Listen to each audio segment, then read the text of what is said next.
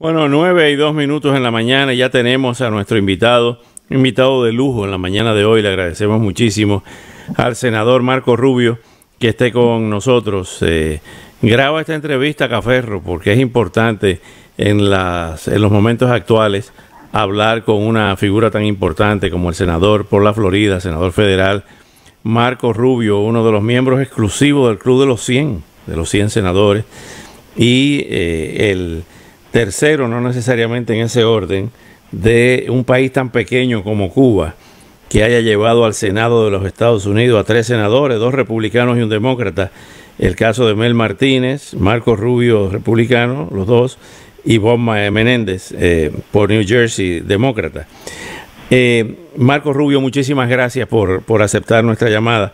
Y la primera pregunta, vamos a hablar de algo agradable para empezar posteriormente a entrar en los temas que está esperando el público, la candente política nacional e internacional. Y hay un proyecto que realmente es importantísimo para todos nosotros, y es el proyecto que usted junto al senador Rick Scott sometieron al presidente para la restauración y el mantenimiento de la mayor reserva acuífera de agua dulce de los Estados Unidos, que son los Everglades, por un presupuesto de 250 millones. Buenos días, y háblenos un poquito de eso. Dele buenas noticias a los oyentes. Bueno, pues primero gracias, Oscar, y me dejaste fuera Ted Cruz también en el grupo de los cubanos. ¿Me escucha? Sí. Sí, sí. Pero que Ted Cruz es el padre cubano, así que tenemos 3.5, aunque sea, sino 4. Lo de los Everglades es una noticia muy positiva. Es un proyecto que viene hace muchos años atrasado porque el gobierno federal no ha contribuido su porción del arreglo que se hizo. Y eso no simplemente se trata del medio ambiente, sino se trata de la calidad de la agua en todas partes del estado. Y es por eso importante restaurarlo, y la mejor manera de hacerlo es a través de este plan que se arregló hace 20 años, que el cuerpo de ingenieros del ejército son responsables por implementar. Así que ya este va a ser el tercer año consecutivo de que podemos conseguir los fondos necesarios. Incluso el año pasado $200 millones, que originalmente el presidente no había puesto en su presupuesto, pudimos abogar por eso. Él lo apoyó, y entonces pudimos conseguir esos fondos en el Congreso. Y este año le pedimos $250 millones. Obviamente esperaremos hasta el lunes a que salga oficialmente el presupuesto del presidente, pero esperamos que esto esté a 250 millones. Y eso no es determinativo, es decir, el presidente puede pedirlo, el Congreso es el que otorga los fondos, pero los ayuda, porque es decir, si él no pide los 250, no podemos, vamos a conseguir, si él pide 200, lo máximo que vamos a poder conseguir son 200. Así que muchas veces el Congreso se guía por eso, lo que estoy pidiendo. Así que es una noticia bastante positiva, es un tema bipartidista y es muy importante para la Florida de manera diaria. Hablando de la política nacional, de la política en Washington, a pesar del frío de este invierno, la política ha estado muy caliente. Evidentemente ha sido muy criticado tanto el presidente como la señora Pelosi. El presidente por no darle la mano a la señora Pelosi, y la señora Pelosi por romper inclusive documentos oficiales, como es la copia del discurso a la nación del presidente Trump. ¿Cómo ve usted este comportamiento que siempre citamos prácticamente todos los días? Charles de Gaulle, que utilizaba el término de la majestad del poder. Hay un lenguaje del poder, hay un protocolo del poder, hay unas formas, unos modales del poder que evidentemente no se han cumplido. ¿Cuál es la evaluación de usted como senador republicano de lo que está ocurriendo entre ambos partidos? Bueno, dos cosas. Primero, el presidente no es un político, y eso es muy claro. Él reaccionó. La mayoría, yo entiendo que las personas que están en la política, aunque hablen mal de uno, cuando ve a la persona, le dan la mano, se sonríe. Pero la mayoría de las personas del mundo y en este país, si alguien dice algo sobre ti, como ha dicho Pelosi sobre Trump, van a reaccionar de la manera que reaccionó. Así que eso es lo claro. Y es la razón por la cual él salió electo, porque no es un político, y las personas lo ven y dicen, él no es un hipócrita. Y eso lo ayuda en la mente de muchísimas personas.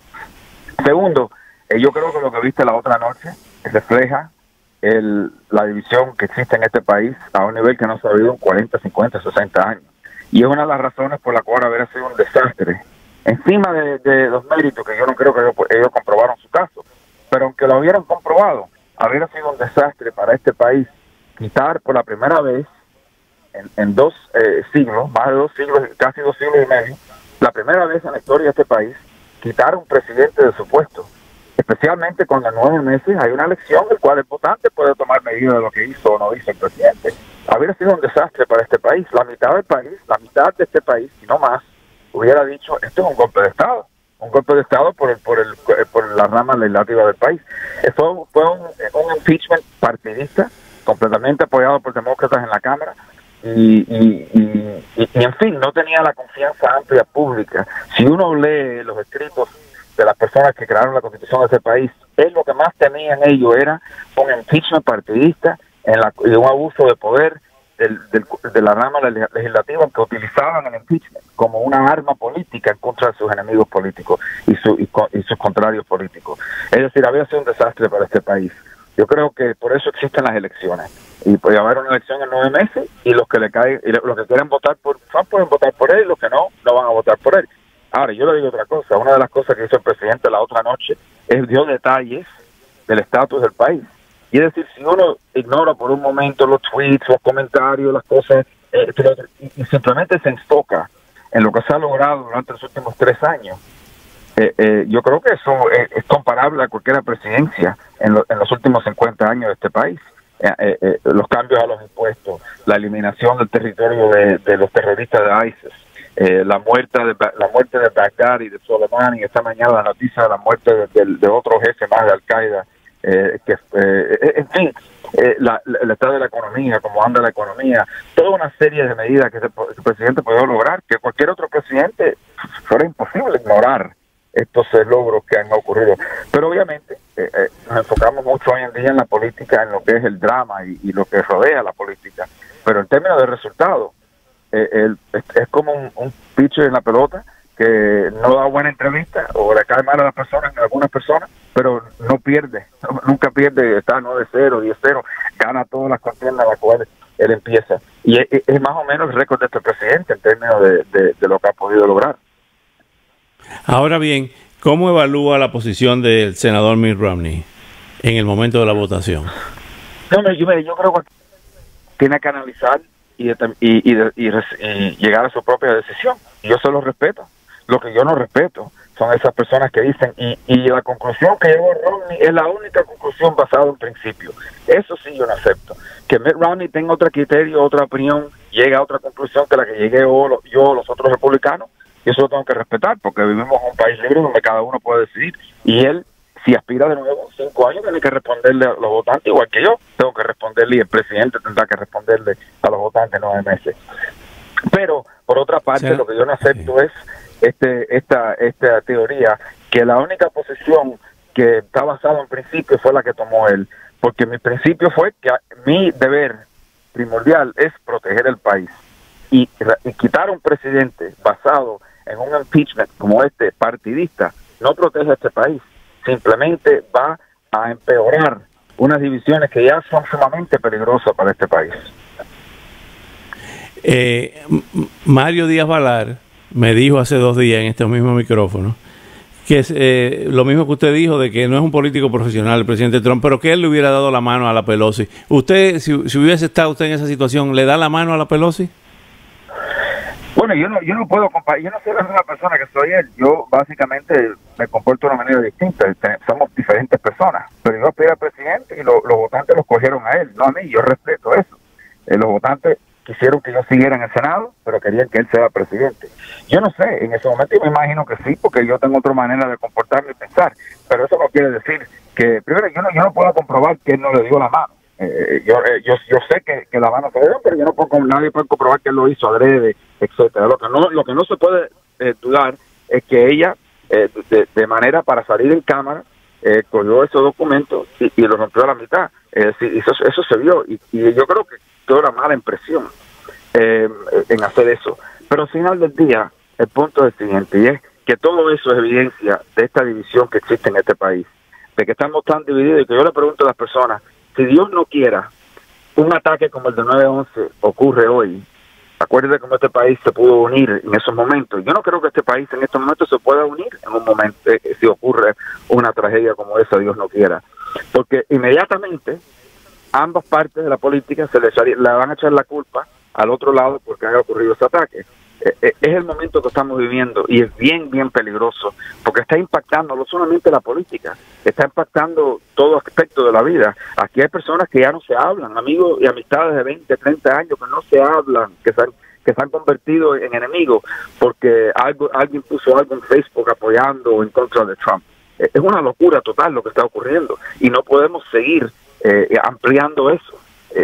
Y es lo que, por ejemplo, un voto para quitar al presidente hubiera hecho. Otro tema, hablando de la unidad o de la falta de unidad, ha habido unidad en medio de toda esta tormenta en el caso de Juan Guaidó y de Venezuela. Ahí sí fueron bipartidistas, tanto republicanos como demócratas. ¿Cómo evalúa usted este periplo de Juan Guaidó y realmente cuán decisiva o definitiva son las advertencias de la administración? Las últimas que hemos visto son las de Elio Abrams, si le pasa algo a Juan Guaidó a su regreso. Pues yo creo que el que dude de eso simplemente tiene que ver la trayectoria de este presidente a través de 2 años, de 3 años en el cargo y más. Es una persona que ha hecho lo que nadie esperaba que él iba a hacer en muchos casos y aunque se lo hayan criticado, lo hace. Así que yo no tengo ninguna duda que sea firme la respuesta. Mira, el caso de Venezuela es lo siguiente. Aquí no podemos seguir hablando del tema como si estuviéramos lidiando con un gobierno. El régimen de Maduro no es un gobierno, es una red de crimen organizado, es una mafia. Y entonces los que lo rodean a él, aunque sean de izquierda, sean comunistas, sea lo que sea, realmente lo que quieren es quedarse con el dinero que se han robado, seguir robando si pueden, y más que nada, no caer preso y no perder lo que se han robado. Y ellos han calculado en este momento que sus intereses están mejor protegidos con Maduro en el poder y no con Maduro fuera del poder. Y mientras que ese cálculo existe, pues estas personas lo van a seguir apoyando. Hay que cambiar ese cálculo. Es decir, hay que dejarlo bien claro que, número uno, no van a poder seguir robando y vamos a hacerlo lo más difícil posible. Pero y segundo, que existe alternativas para muchos, no todos de ellos, sí apoyan un retorno a la democracia y la orden constitucional. Bien, eso solamente no lo puede hacer los Estados Unidos. Por ejemplo, una gran parte de esta fortuna que se han robado estos delincuentes lo están disfrutando en España. Abiertamente sus familias viven en España, su dinero está en España, y es importante que países como España ayuden en este tema, que hasta este momento no han estado dispuestos a hacerlo, por razones que uno puede especular, pero no lo han querido hacer. También es importante que países de la región y en Europa cooperen en esto también y tomen medidas. Así que yo creo que en las próximas semanas y días, una de las cosas que nos vamos a enfocar es buscar cómo podemos conseguir que estos otros países cooperen en presionar a estos individuos a abandonar a Maduro y a apoyar a una transición hacia democracia. Sergei Lavrov está en Cuba, ayer estaba en Cuba, sale a México y de México va a Venezuela. ¿Qué peligro representa para la seguridad de los Estados Unidos el hecho de que los rusos, el gobierno de Putin, esté navegando en las aguas que históricamente han sido las aguas estratégicas de Estados Unidos? Bueno, el peligro número uno que existe con Maduro en el poder es el narcotráfico y el apoyo y albergue que él le da a la FARC, al ELN y a otros grupos terroristas. El 80%, por ejemplo, de la cocaína colombiana que llega a Centroamérica y después entra a Estados Unidos sale de Venezuela, es transitado a través de Venezuela con la ayuda y la protección del régimen de Maduro. Segundo es este tema de los rusos.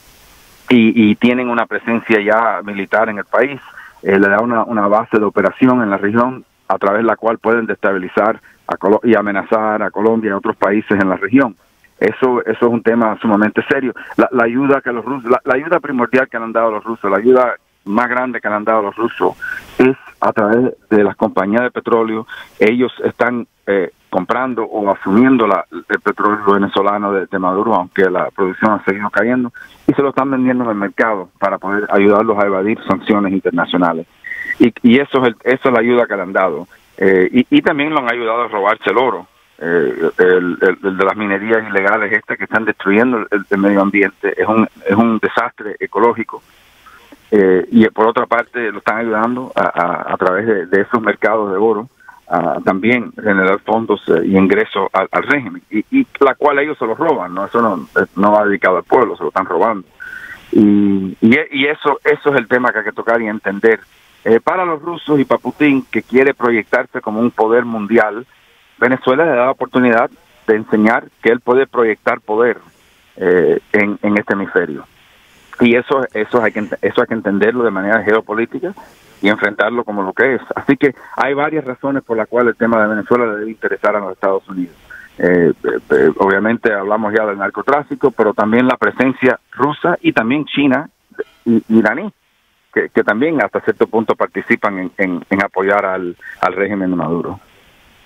Hemos visto hasta ahora, senador Rubio, una serie de declaraciones pudiéramos decir, como son las declaraciones retóricas, políticamente correctas, pero si en un gobierno que está conformado por una sumatoria de mafias, como es el gobierno de Venezuela, donde, según me informan fuentes en Venezuela, ni Maduro, ni Diosdado, ni Tarek El Aissami tienen el control absoluto del país, ni siquiera quizá el mismo Padrino, jefe de las Fuerzas Armadas. Son bandas que se distribuyen el saqueo de las minerías, como usted lo ha señalado en otras oportunidades, el narcotráfico, el tráfico de armas, los grupos irregulares como ELN y la disidencia de la FARC que se encuentran allí.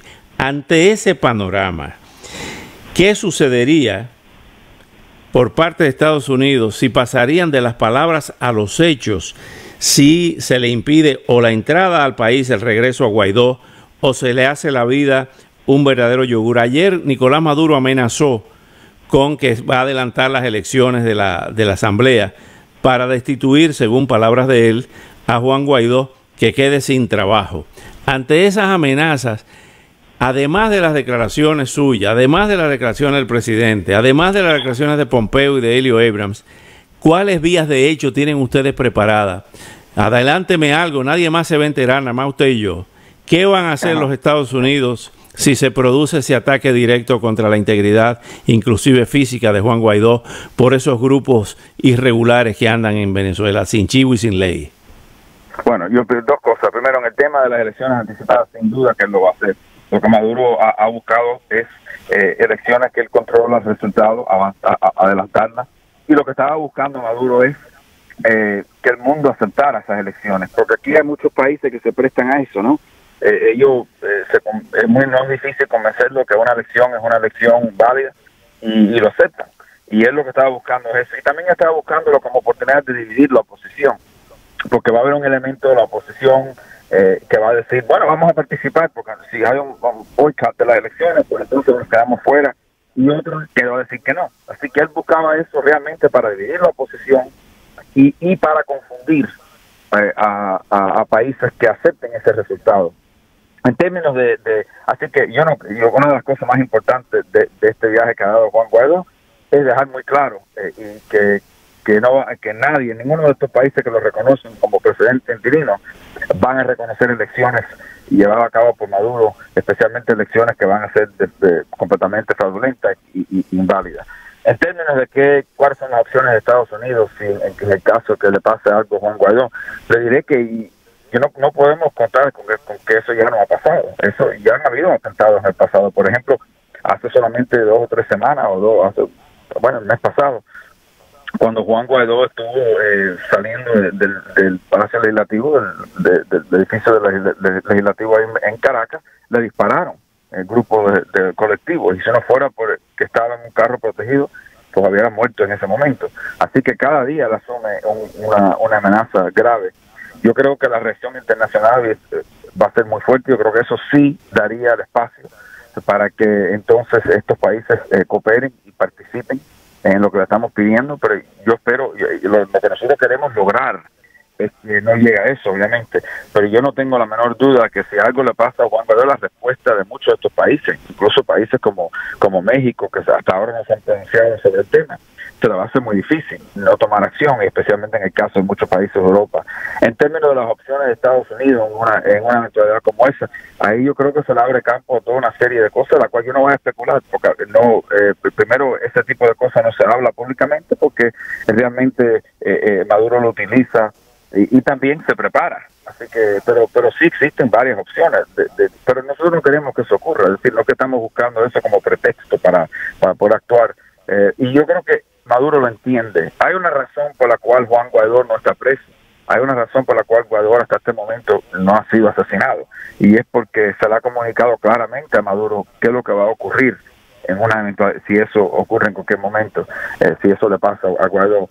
Pero esa amenaza existe y hay que entender que hay diferentes elementos en Venezuela. Estos colectivos ayudan a Maduro, pero no los controla. Estos son unas bandas criminales que hacen también acciones independientes, pero la culpa sería de Maduro, porque él fue el que le ha dado el poder, la potestad y la oportunidad de operar de esta manera.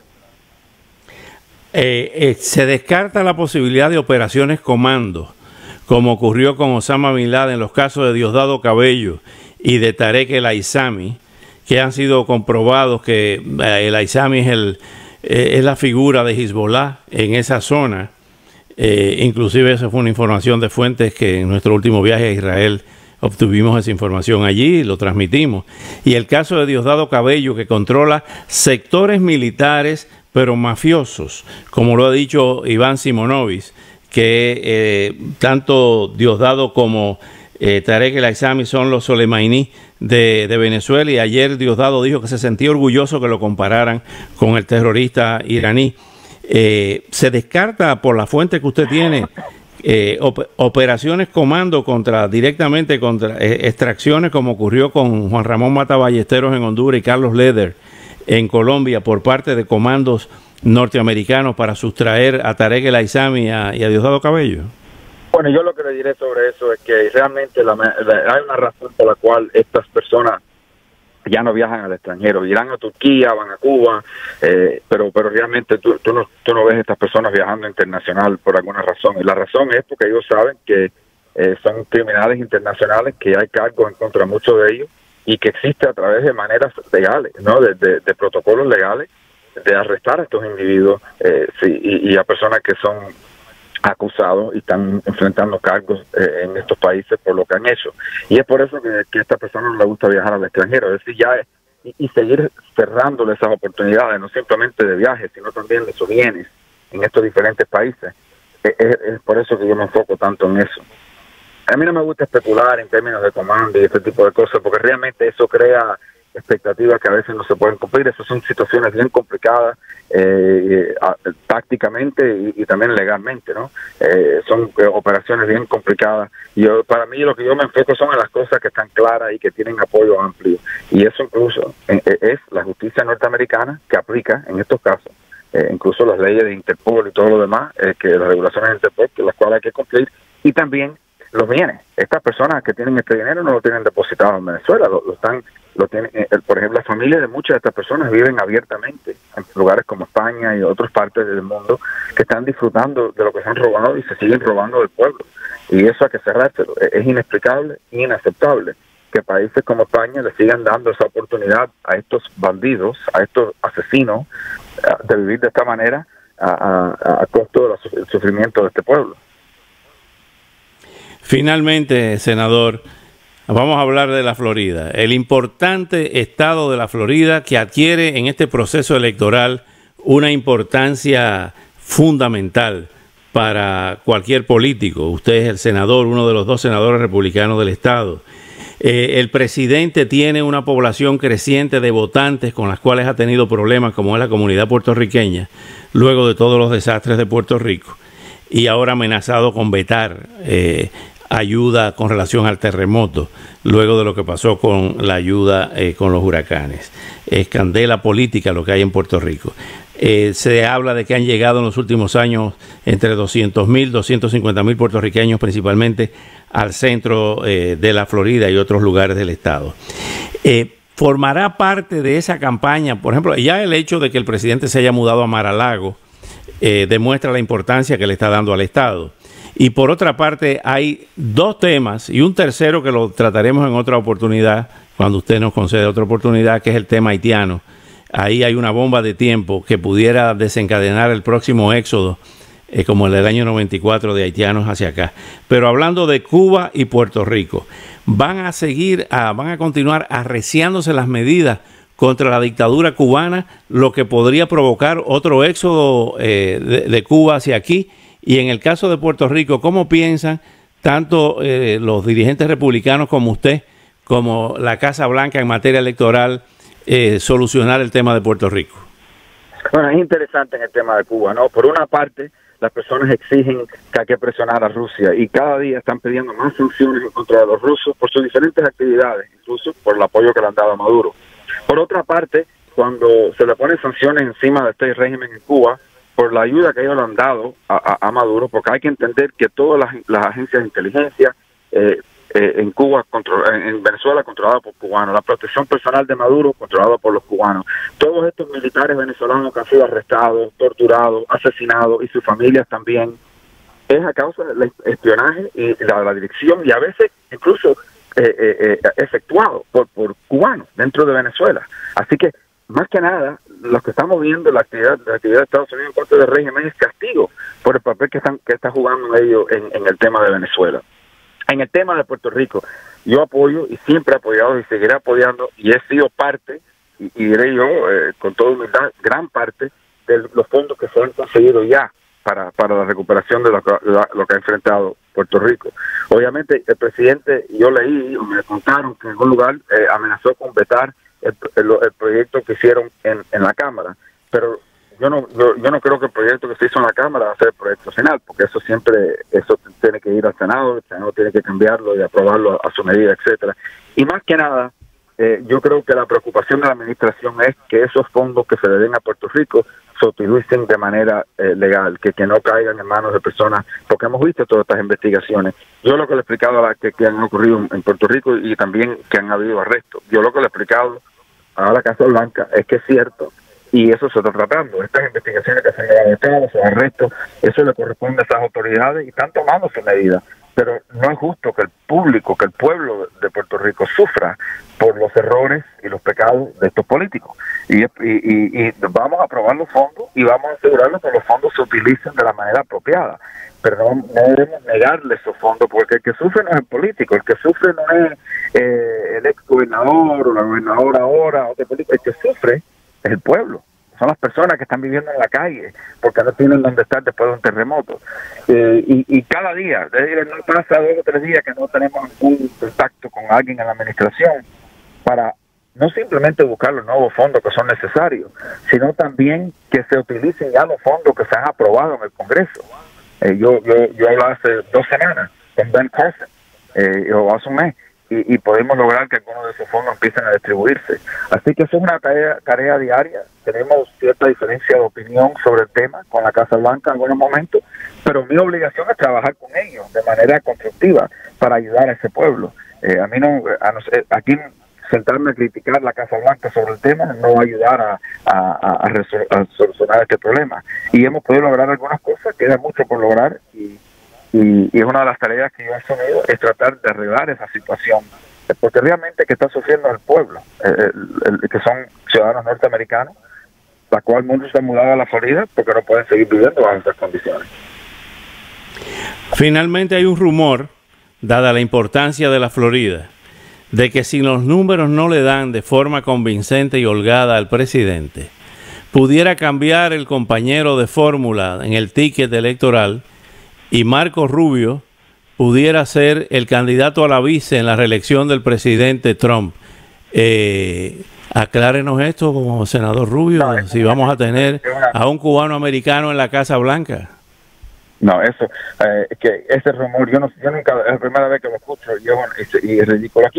Aquí en este país hay 2 rumores que cada 4 años se dan. Número 1 es que el partido, cualquier de los 2 partidos, va a haber una movida en la convención para quitar a la persona que ganó la primaria y poner a otro. Y la segunda, cada 4 años, es que el presidente va a quitar como compañero de boleta al vicepresidente. Eso existió con Cheney, existió con Biden, me acuerdo de los rumores que van a poner a Hillary. Mike Pence ha hecho un gran labor como vicepresidente. Es más, que ha sido clave en este tema de Venezuela. Él va a ser el candidato. Aquí la relación que él tiene con el presidente es sumamente buena y él lo ha ayudado muchísimo. Ha hecho todo lo que se ha pedido. Eso es ridículo. Pero hay una realidad, senador, pero hay una realidad. La importancia de la Florida es clave. El que pierda la Florida tiene su reelección o su elección en una situación muy difícil. Y usted es el senador de la Florida que ganó fácilmente su reelección, y no es descabellada esa presunción o ese rumor de que si los números, en ese contexto, si los números de la Florida se dan cerrados entre demócratas y republicanos como swing state, lo más lógico es que busque a un Marco Rubio y no a Mike Pence, que no es de la Florida. Pero es que ya esa época, primero le digo que yo jamás he escuchado eso y eso no va a pasar. Eso, la posibilidad de que eso ocurra es 0%. Número dos, le diré que realmente esa época en la cual el votante decidía basado en el vicepresidente, ya eso no existe. Ya eso hoy en día no existe. Aquí los votos hoy en día son nacional, son basados en la presidencia. No hay político en el país que le pueda garantizar ningún estado como vicepresidente a un presidente.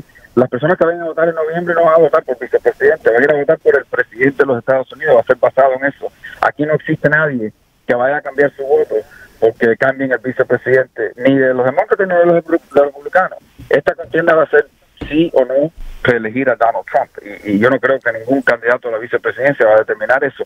Pero le diré de nuevo que ese rumor, yo no sé quién lo inventó, de dónde sale, pero eso, la posibilidad que eso ocurra es 0%, no solamente conmigo, sino con cualquiera. Mike Pence 100% va a ser el candidato vicepresidencial, y lo debe ser, porque ha hecho un gran labor como vicepresidente, y para nosotros es importante que Mike Pence siga ahí, porque él ha sido un gran amigo en todos los temas de interés a este estado, y especialmente en los temas de Venezuela y Cuba. Marco Rubio, muchísimas gracias por estos minutos, por su tiempo generoso que nos ha concedido, y estaremos en contacto porque parece que esta campaña política va a ser larga e intensa. Muchas gracias y hasta una próxima oportunidad. Como siempre, un placer. Hasta luego. Como siempre, un placer. Hasta luego.